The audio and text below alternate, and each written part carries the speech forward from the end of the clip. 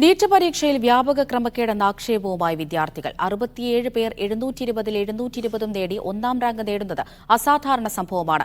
47 പേർക്ക് ഒന്നാം റാങ്ക് ലഭിച്ചത് ഗ്രേസ് മാർക്കിലൂടെയാണെന്നും ഇതിൽ ക്രമക്കേടുണ്ടെന്നുമാണ് ആരോപണം. ഹരിയാനയിലെ ഒരു സെന്ററിൽ പരീക്ഷ എഴുതിയവർക്ക് തൊട്ടടുത്ത റാങ്ക് ലഭിച്ചതും സംശയാസ്പദമെന്നും വിദ്യാർത്ഥികൾ പറയുന്നു.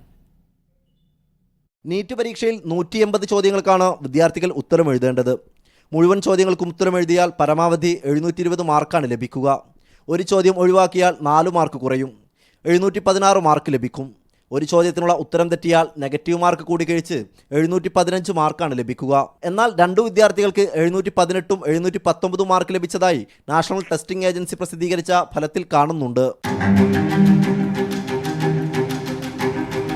മാക്സിമം ഒരാൾക്ക് 720 മാർക്ക് കിട്ടാം. അടുത്ത കിട്ടാവുന്ന പോസിബിൾ മാർക്ക് 716 715 ആണ്. ഇത് എങ്ങനെയാണ് ഒരാൾക്ക് 718 അല്ലെങ്കിൽ 719 മാർക്ക് കിട്ടുക എന്നുള്ളത് എന്ന് മാത്രമല്ല, ഇത്തവണ 67 സ്റ്റുഡൻസിനാണ് 720-ൽ 720 മാർക്കും സ്കോർ ചെയ്യാൻ സാധിച്ചത്.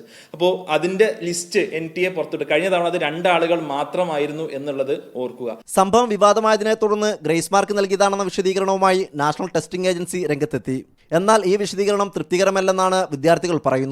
ഹരിയാനയിലെ ഒരു സെന്ററിൽ പരീക്ഷ എഴുതിയ 8 വിദ്യാർത്ഥികൾക്ക് തൊട്ടടുത്ത റാങ്കുകൾ ലഭിച്ചതും സംശയാസ്പദമാണെന്നും ആക്ഷേപമുണ്ട്. കഴിഞ്ഞ കാലങ്ങളിൽ നിന്നും വ്യത്യസ്തമായി ഒന്നാം റാങ്കുകാരുടെ എണ്ണം വർദ്ധിച്ചതിനെതിരെയും വിദ്യാർത്ഥികൾ രംഗത്തെത്തി. സംഭവത്തിൽ അന്വേഷണം ആവശ്യപ്പെട്ട് സുപ്രീം കോടതിയെ സമീപിക്കാനൊരുങ്ങുകയാണോ വിദ്യാർത്ഥികൾ? സലാം മുഹമ്മദ്, മീഡിയ 1, കോഴിക്കോട്.